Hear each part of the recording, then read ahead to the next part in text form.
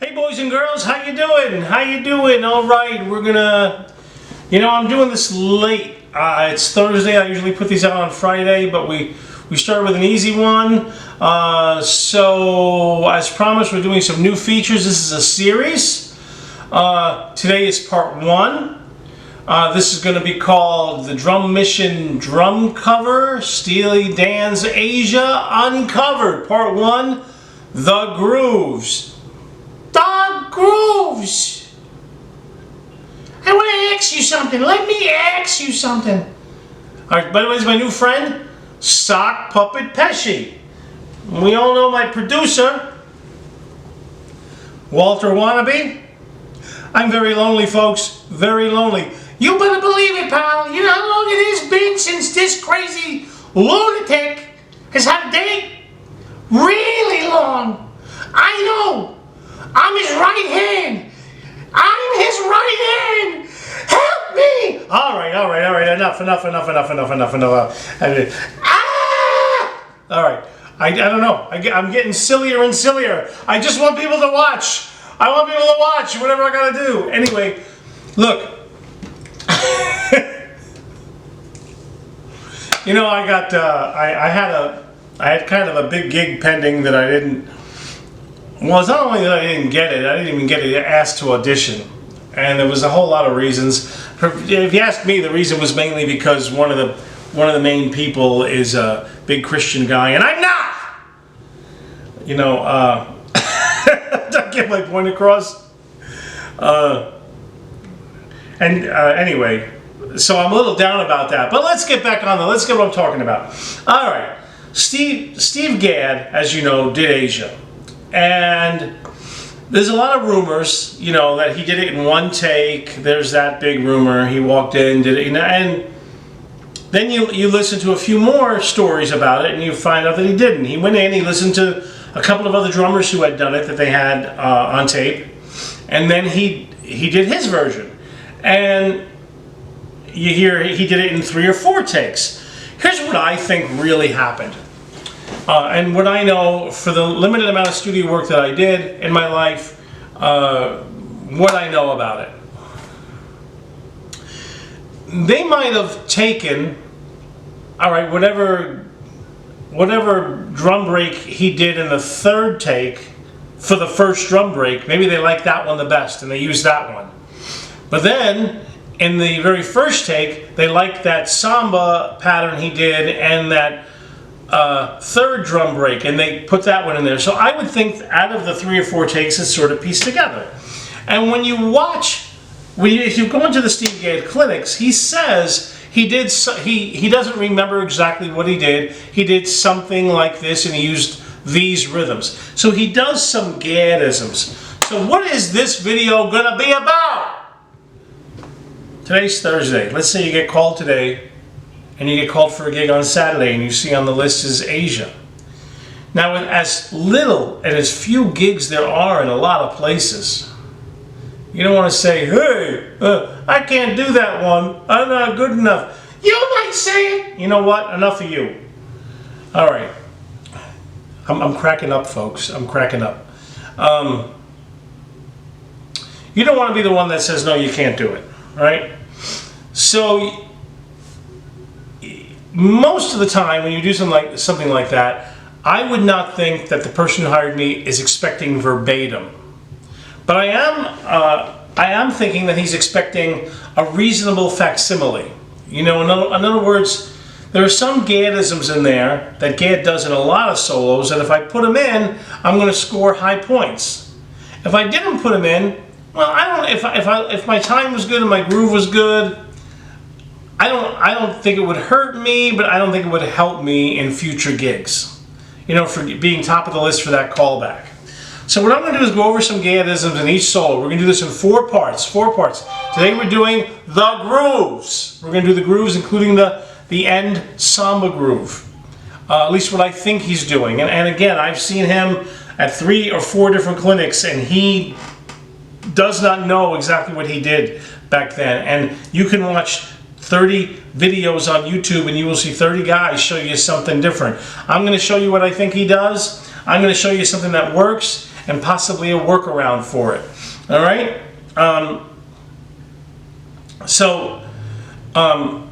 The samba at the end has certain things that you would have to put in it, and if you put those things in it, the person who hired you would probably hire you back, and that's what we're talking about.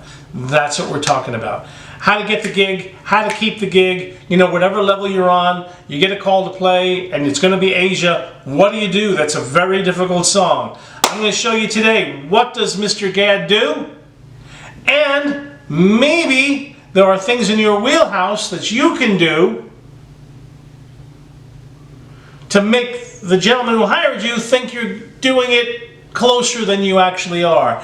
And by the way, I've actually succeeded in this, not with Asia necessarily, but like I said, I've only had to do that 2 or 3 times in my life, but I have done things for people where I got parts of the part they did, and I got them enough in the right places where people thought I had spent hours taking apart whatever the tune was and adding little details. I didn't.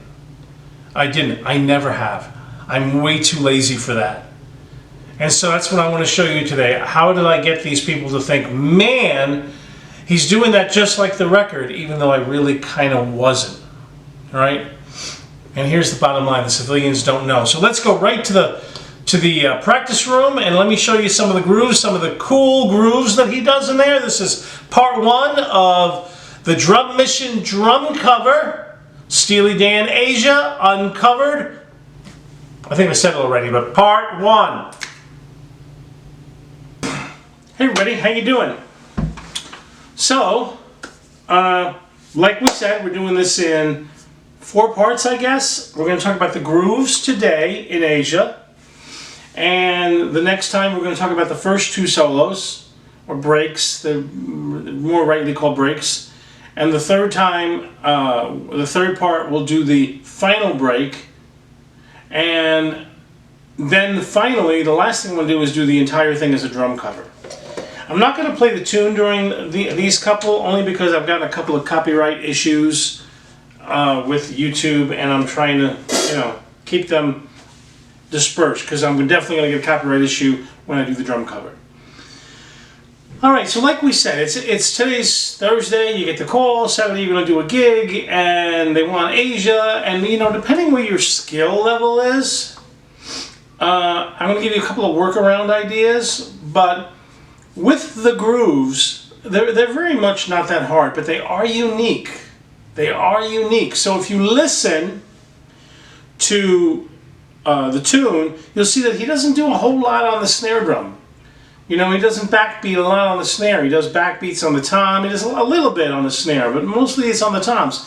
So I wanted the guy that hired me to think I really studied, because, you know, you're looking for return gigs. Or you want him to call you back. So, doing Asia is a difficult tune, and if he thought that I was at least getting the essence of what Steve did, there's a good chance I'm going to get called back. You know, of course my time needs to be good and all that kind of stuff, and play it with a feel. But let's talk about some of the things he does. He does a lot of cymbal flourishes. Remember what I said in the beginning. If he did this 4 times, 4 takes or 3 takes, they're probably all different. However, there is one that I think is cool, and it's way down in the mix. Maybe Donald Fagen and Walter Becker didn't like it, I don't know. But let me show it to you, right? And when I get a call, and this is on the list, I do this because some folks recognize it, and they recognize it also from drum covers they've seen, and it just means you put that extra effort, and it's not hard. It's not hard. So here's one of the first cymbal flourishes. I don't even like to say the word flourish. It's like a little cymbal thing he does, and it goes under that guitar line, that little interlude guitar line, okay? And it's kind of a 3/4. So he does this.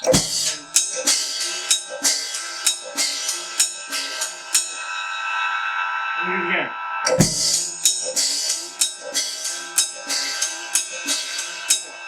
So he's playing.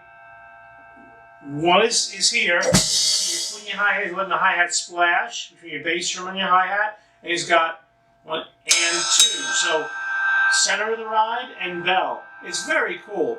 And then when he gets to the beat, right? When he gets to the beat, he does this. Let me just show you whenever it happens, it either happens twice or once, and this is how he kind of wraps it up.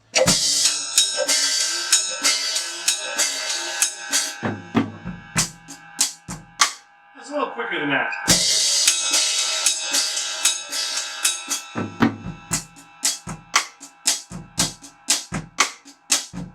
Now, depending who you listen to, he's either doing that little halftime groove on the cymbal, or he's doing it on the hat. I'm not sure. I always do it on the hat. See, again, in that kind of stuff, I don't think makes that much of a difference. Not that much of a difference. Let's talk about the other little halftime tom groove that he does. Right? And again, you can look at 5 different videos and see 5 different explanations. Let me show you what I think he's doing, right? And then show you what I do, right? I think he's doing this.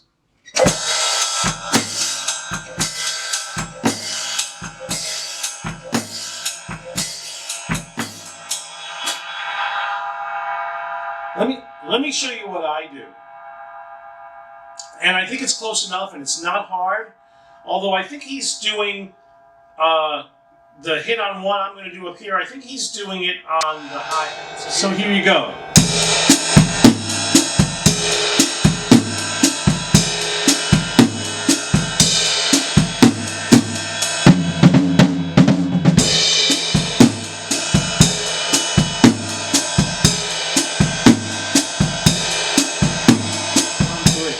And you've got it. Again, look at 5 different videos. You're going to see 5 different versions of it.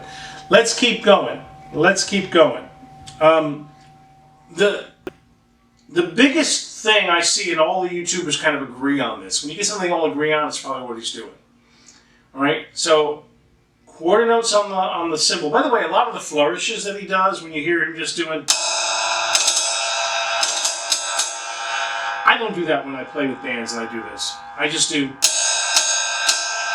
I think it keeps everybody in, lets everybody know what they're doing, and it sounds nice. Just kind of keeps the time flowing. That's what I do. You did that, I think you get away with that too, and I think it's a little more cohesive.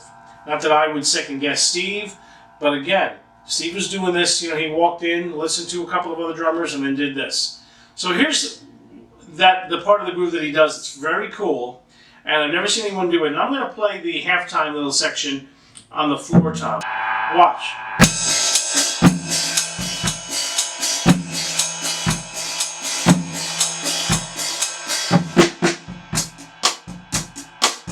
That's when they go to the straight time section. Right? It's a very cool little section, and that's what I think he's doing. He's got quarter notes here, and the ups here. And you can do it this way.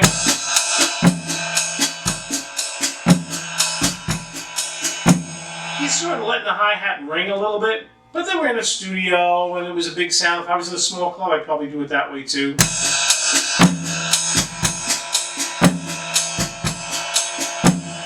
You could do it up here.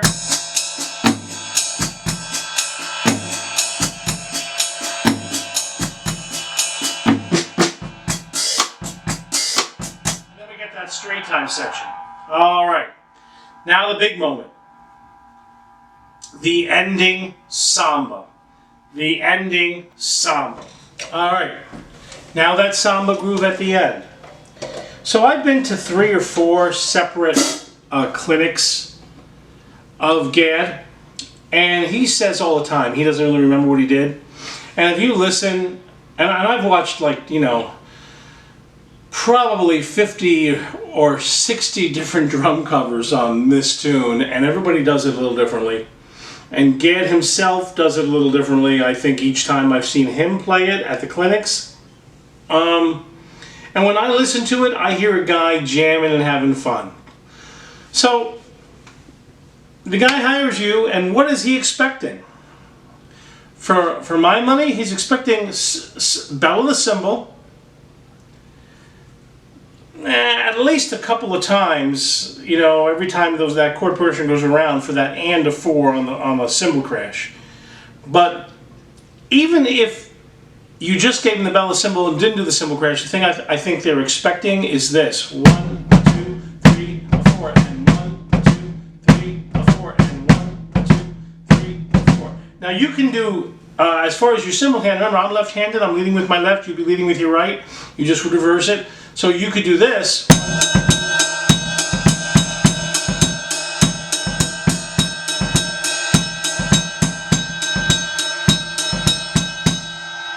That would work. That would work just fine, and it wouldn't be that hard and that taxing, and you'd probably impress them. However, let's add a little more salt and pepper to that groove. I think he's doing something like this on the bell.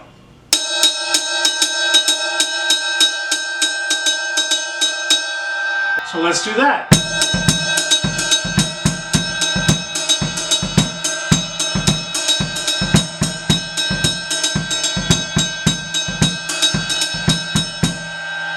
Alright, what's his snare doing? A lot of stuff. A lot of stuff. There's a lot of ghost notes in there. And I can't tell exactly. And again, if you watch 10 different videos on YouTube, you're going to see 10 different versions of this. Here's what I think he's doing.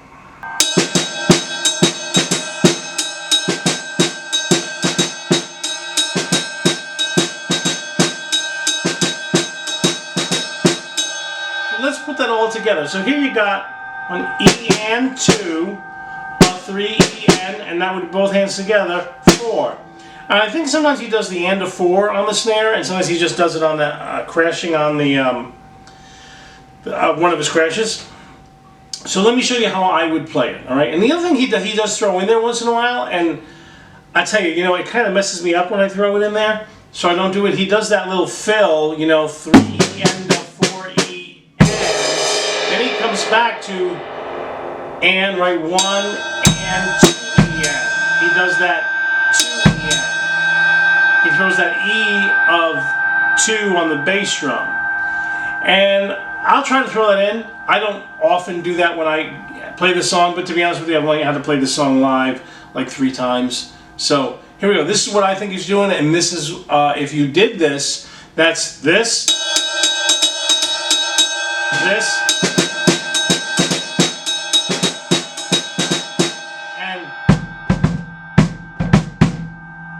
if you had that going on, whoever hired you would love you. Let's go for it.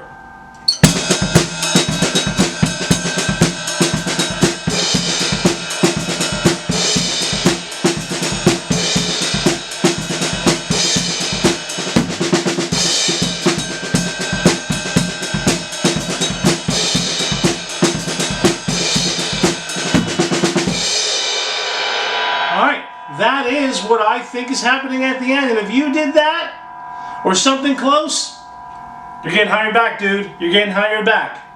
That's what you want. You want to be able to capture the essence of what dudes do, what people like Gad do, because the civilians, and what I mean by civilians is the non-drummers, they don't know if you're playing it exactly correctly. They'll know if you're too far away from the mark, but if you get those feelings, the bell on that samba bass drum, that and of 4, they're going to love you. They're going to love you because there's so much going on at the end of that tune. Nobody's 100% sure. Even Steve is not 100% sure what he did. Like I said, 3 clinics I went to, attended of him, and he said it 3 times that he didn't really remember what he did. And he would say, I did something like this. And there was one clinic, me and a friend looked at one another and thought, that's not what he did at all. That's not even close. But the point that I think is bigger, that Gad was doing a samba-ish feel that was very cool, and if you did a samba-ish feel like I just played, they would love you. So there you have it. You have the one of the cool cymbal flourishes. You have that little cool thing with a little one being lightly crashed and 3 on the tom-tom. All right, you've got everything to get through those grooves. Stay tuned for part 2. I'm going to demonstrate those 2 solos. We're going to go through the licks, and then we're going to try to play them without the music. The next couple of videos I put out will be without the music. But we're going to wrap this series up with the drum cover of Asia. Stay tuned. Thanks for stopping by. We got